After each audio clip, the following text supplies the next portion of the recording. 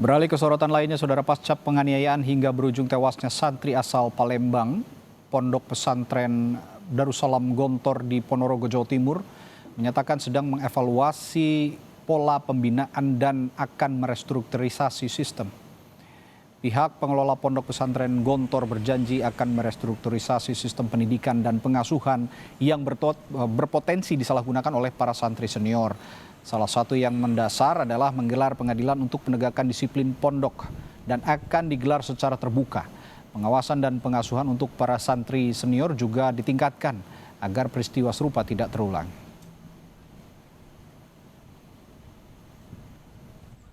Wewenang gitu. Satu itu yang kemudian ini belum diatur lebih baik. Di situ apa masuknya? Saya katakan kemarin WTC-nya, WTC-nya, waktu, tempat dan cara. Gitu. Waktunya yang dari sewaktu-waktu ada sidang, ada penangkapan, ada penghukuman. Mari kita coba menjadi waktunya ditetapkan. Tempatnya juga begitu. Pelaksanaan daripada hukuman, sidang, sewaktu-waktu dan setempat-tempatnya.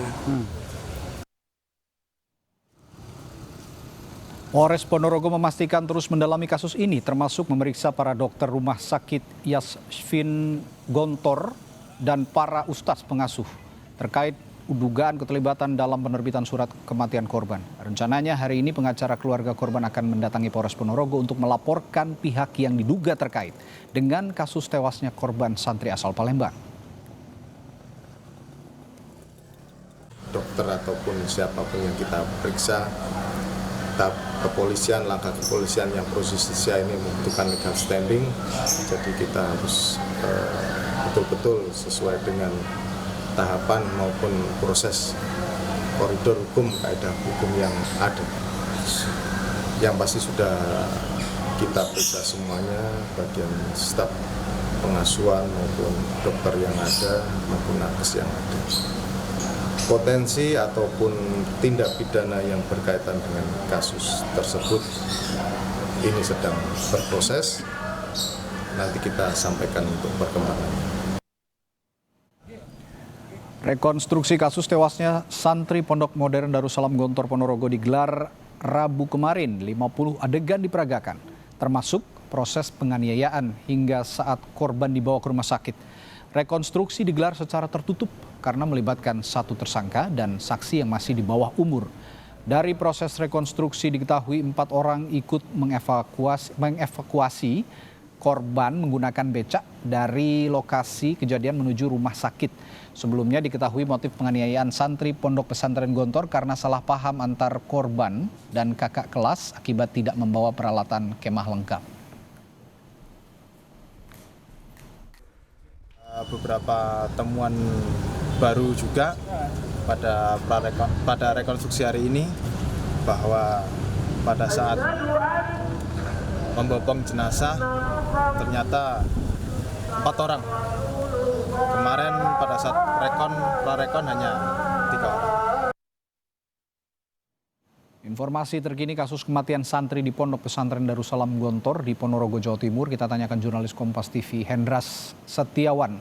Hendras, apa hasil dari olah tempat kejadian perkara yang dilakukan secara tertutup Rabu kemarin dan apa alasan utama reka ulang dilakukan secara tertutup selain memang para pelaku ini masih di bawah umur?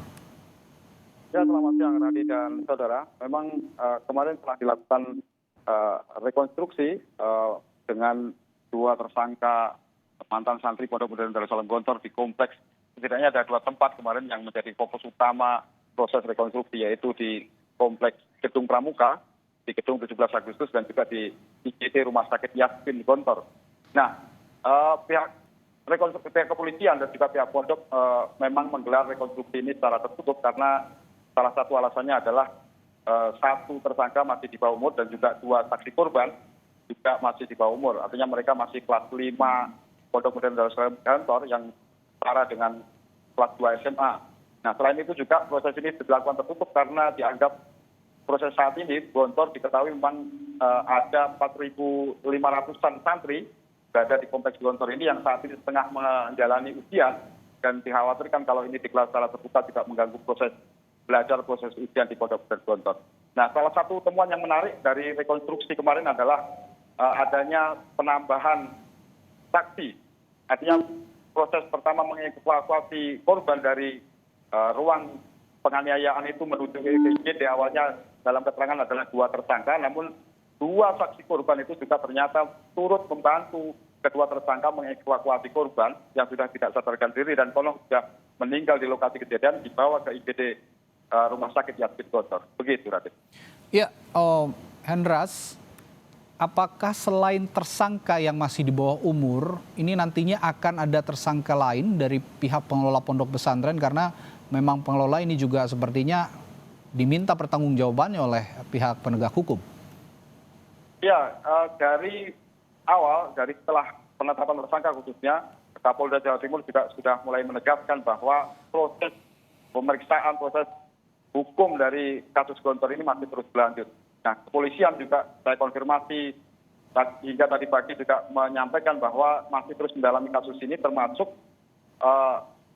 mengarah kepada proses lain. Artinya kalau kedua tersangka terkait penganiayaan sudah clear bahwa ada 2 tersangka, termasuk barang buktinya dan lain sebagainya, pemberkasan saat ini dalam proses. Namun polisi kini mendalaminya untuk mencari tahu apakah ada dugaan keterlibatan pihak Gontor dan juga pihak rumah sakit terkait kematian santri yang sempat ditutupi. Nah, saat ini juga di mana saya berdiri ini, di depan kantor Reskrim Polres Ponorogo, telah terjadi pertemuan antara kuasa hukum korban dari Palembang yang baru saja datang, dan saya tadi juga sempat mewawancarai bahwa mereka memastikan juga akan tetap memproses ini. Artinya pihak keluarga korban merasa dirugikan karena ada nuansa atau ada dugaan menutupi di awal kematian santri. Nah, saat ini kuasa hukum juga masih mencari berkonsultasi dengan pihak kepolisian, dan nantinya jika ditemukan bukti atau keterangan saksi yang lebih kuat, maka proses ini juga akan diteruskan. Artinya pihak kuasa hukum memastikan hari ini juga nanti akan melaporkan pihak pondok pesantren maupun rumah sakit Yasin Gontor, terutama oknum-oknum dokter yang sempat mengeluarkan surat kematian yang itu kemudian menjadi kontroversial di akhir, karena di awal disebutkan korban meninggal secara wajar, namun nyatanya ditemukan dugaan penganiayaan hingga berujung meninggalnya korban. Begitu, Rad.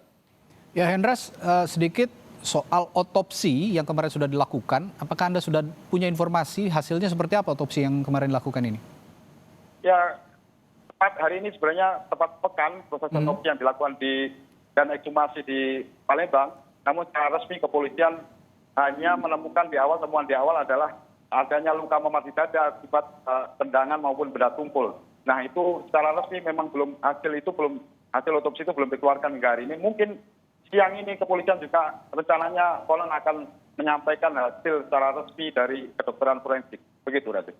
Baik, hasil otopsi juga merupakan salah satu instrumen yang penting untuk mengungkap peristiwa yang terjadi di sana. Baik, terima kasih Hendras Setiawan melaporkan langsung dari Ponorogo, Jawa Timur.